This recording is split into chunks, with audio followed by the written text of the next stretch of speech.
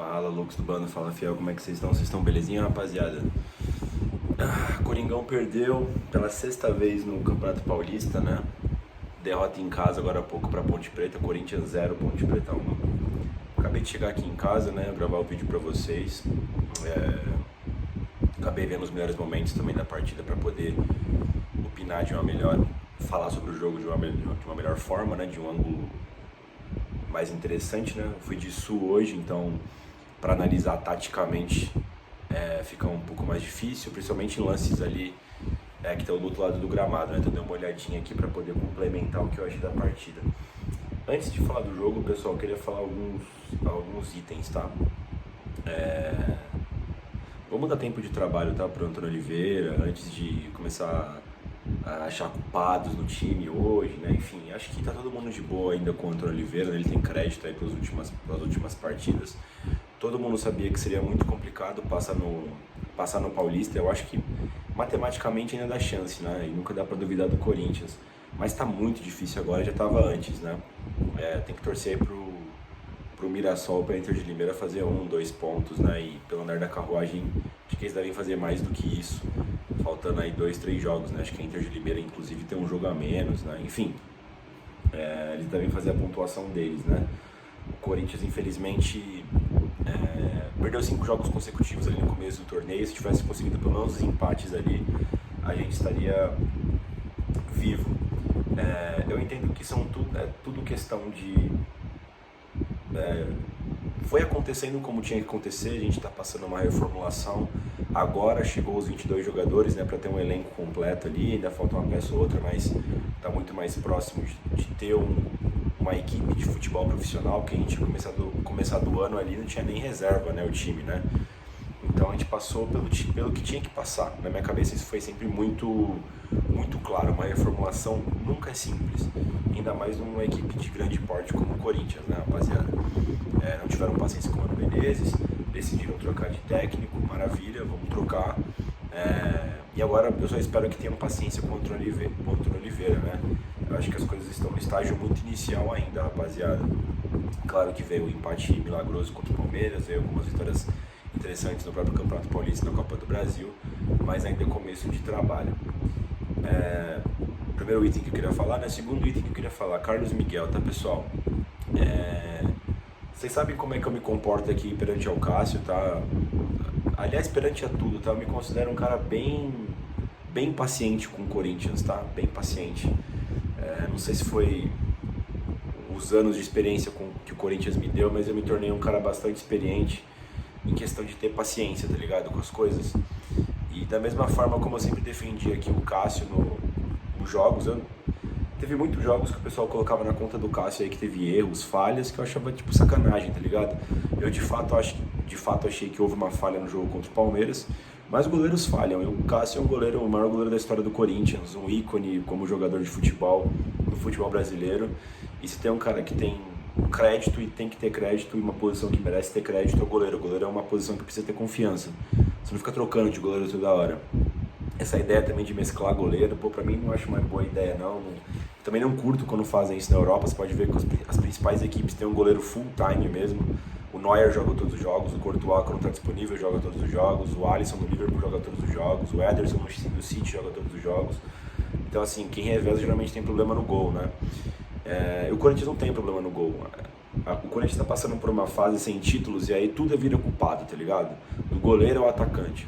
E a gente precisa refinar um pouquinho melhor, filtrar um pouquinho melhor as críticas. Como hoje também, acontece uma falha do Carlos Miguel, que estava há 11 jogos sem perder nenhuma partida. Perdeu hoje, infelizmente ele vacilou ali. Vamos falar um pouquinho melhor do lance ali, mas ele não é um péssimo goleiro por conta disso. Só que eu acho que ele ainda é reserva do Cássio, rapaziada. O Cássio ainda está num ótimo nível para goleiro, é um goleiro experiente, é um goleiro que tem bagagem, é um goleiro que tem carcaça ali, é um goleiro que tem estofo, é um goleiro que na crise continua sendo titular porque é o Cássio, tá ligado? Se fosse outro qualquer goleiro, teria sucumbido na posição. A gente tá falando simplesmente do segundo jogador que mais jogou a camisa do Corinthians, um dos maiores ídolos da história do Corinthians, um dos jogadores mais campeões da história do Corinthians. Então, assim, calma. Tipo assim, vamos analisar com frieza, rapaziada. Pelo amor de Deus, sabe? Às vezes eu vejo um grupo de corintianos assim comentando sobre esse tipo de situação, mano. Sei lá, mano, parece que tá falando com criança, tá ligado? Não dá pra levar a sério. Ao mesmo tempo eu sei que o Corinthians é essa pluralidade, né? Cada um pensa o que quer. Inclusive eu falo o que eu tô pensando aqui, fiz o canal para falar sobre isso.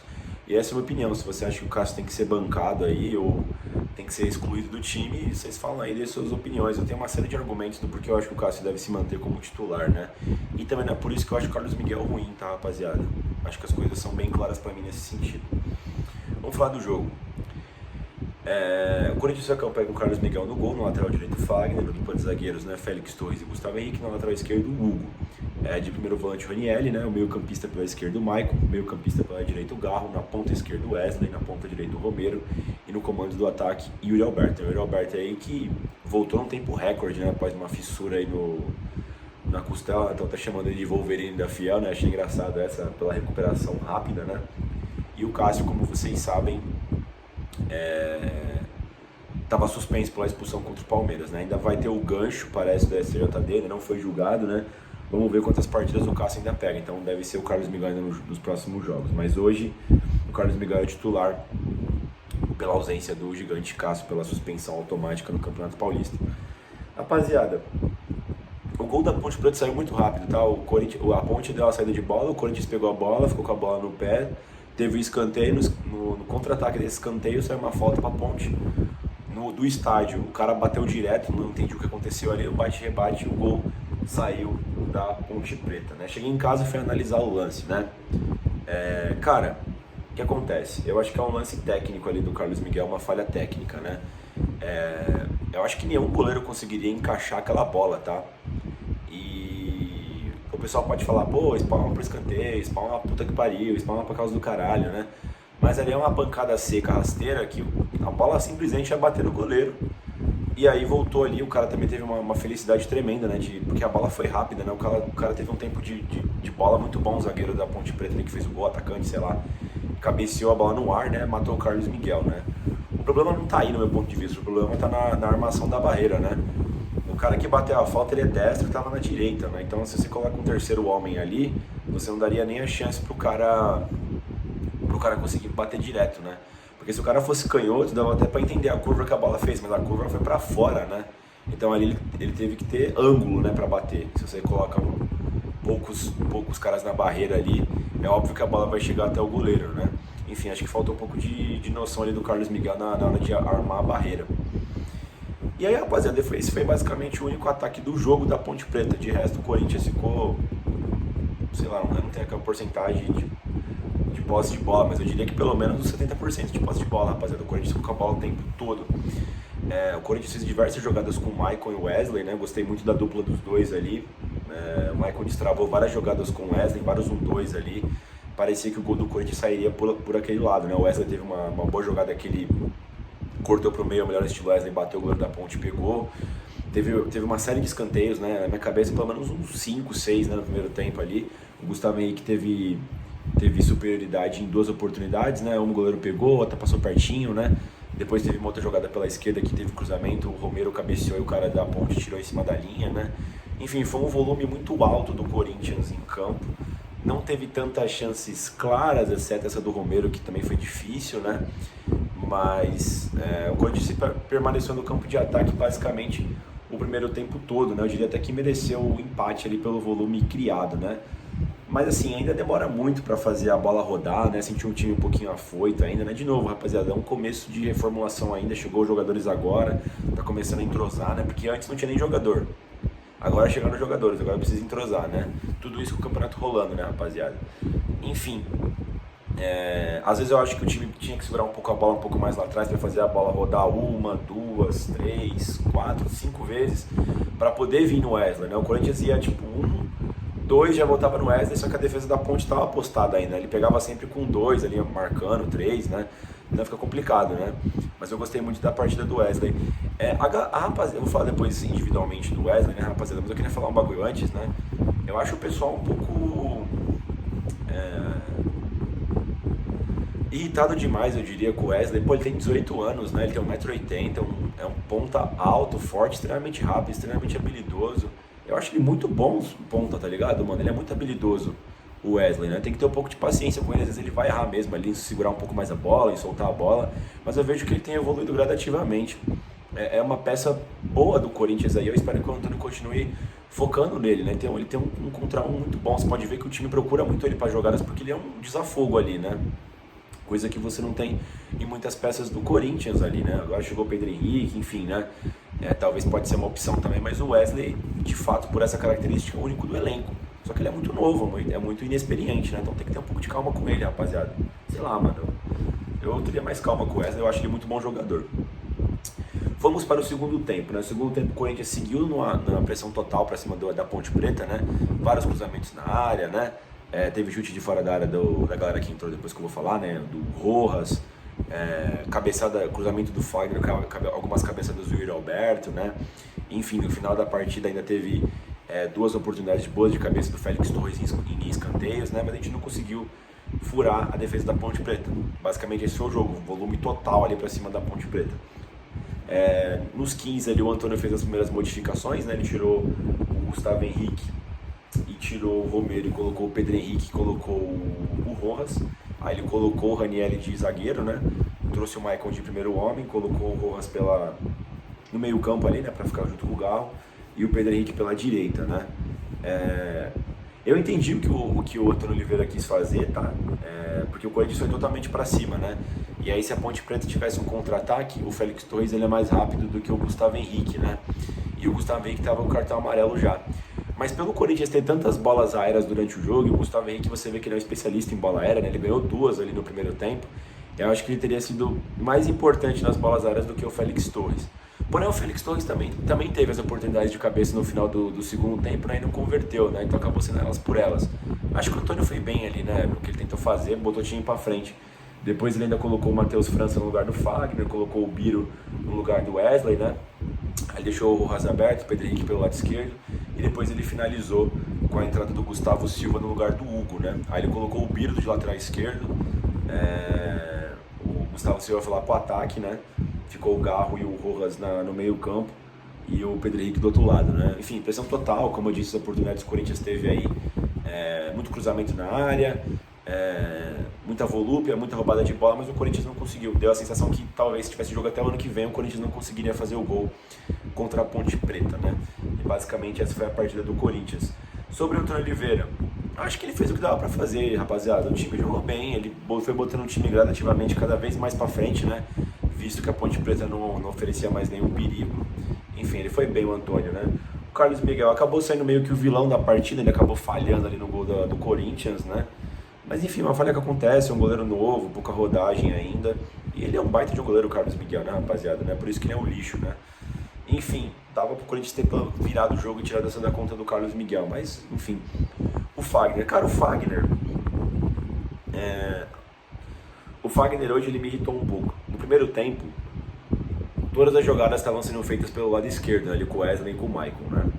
Quando a bola chegava do lado direito com o Fagner, eu senti que ele tava querendo fazer coisa muito difícil na partida, sabe? Tipo, aqueles passes que ele dá pelo meio. Pô, você precisa estar bem entrosado ali para um meia receber, né? Tipo o Garro ou o Yuri Alberto. Todos os passes ali fora de tempo, né? Visivelmente fora de entrosamento da equipe, tá ligado? O Fagner forçou muito nesse passe no primeiro tempo, eu não gostei. Quando ele fez mais o feijão com arroz no segundo tempo, cruzamentos diretos na área, até que deu um pouco mais de resultado. O Yuri ganhou 2 ali, né? Enfim, se ele tivesse feito mais o básico no primeiro tempo, não sei, talvez umas combinações jogadas com o Romero ali pela direita, para ter os dois lados fortes, né? Porque basicamente ficou o lado esquerdo todo do Corinthians no primeiro tempo, né? Ficou focado no lado esquerdo, né? O lado direito mal apareceu. Uma partida de razoável para ruim do Fagner, tá? O Félix Torres foi bem, cara, tomou todas as bolas, foi importante até o final do jogo, né? Teve 2 oportunidades de cabeça, uma pegou na trave ainda, né? O Félix Torres foi bem na partida, ali pelo lado direito, né? Principalmente como a partida foi se desenhando. O Gustavo Henrique, enquanto ele estava em campo também foi bem, foi tirado ali pelas circunstâncias do jogo, né, para ir mais para frente. Ele é muito perigoso ofensivamente, talvez eu teria mantido ele, não sei. Mas enfim, você tinha revés e coisa positiva, né? Por exemplo, se você mantém o Gustavo Henrique, talvez você tivesse mais chance com a bola aérea, mas talvez você não tivesse as recuperadas do Félix Torres, porque o Gustavo Henrique ele é mais lento, né? Ele é mais alto, mas ele é mais lento. Naquelas recuperações que o Félix Torres teve contra a Ponte Preta, talvez o Gustavo Henrique não conseguisse fazer, porque ele é mais lento. O Hugo fez o feijão com arroz, né, como ele sempre faz ali. Ficou um pouco obsoleto depois do primeiro tempo, né? Poderia até ter saído antes. Hoje era um jogo que seria legal para o Diego Palacios, né, que não está ainda disponível, né? Que é um cara mais ofensivo. Mais ofensivo, o Antônio teve até que colocar o Biro ali para ver se dava um pouco mais de profundidade nesse segundo tempo, né? Não tenho o que falar do Hugo. O Hugo basicamente foi uma peça acessória na partida toda, né? Pelas características dele defensiva. O Ranieri, cara, achei uma boa partida do Ranieri, sempre muita entrega, né? Consegue fazer ali a de zagueiro também, muitas roubadas de bola. Não foi muito útil hoje, né? Porque o Corinthians ficou praticamente o tempo todo com a bola, né? Então ele nem foi muito acionado. O Maicon, achei um bom primeiro tempo do Maicon, tá? Foi um dos caras mais importantes ali na primeira etapa junto com o Wesley. Deu uma apagada no segundo tempo ali, mas a equipe do Corinthians ficou um pouco mais encaixotada, né? E quando ele veio para primeiro homem também, ele participou um pouco menos do jogo, né? Fazendo uma saída de bola ali para achar o Garro, para baixar o Rojas, né? Foi uma boa partida do Maicon. Vi uma rapaziada xingando aí, cheguei em casa para ver, né? Os grupos. Pode ser a minha percepção do estádio, mas achei uma boa partida do Maicon. Pelo menos no mesmo nível que a galera veio elogiando nas últimas 2, 3 aí que ele fez, né? Mesmo nível, participação, fazendo destrave no meio campo, conseguindo as tabelas ali pelo lado esquerdo.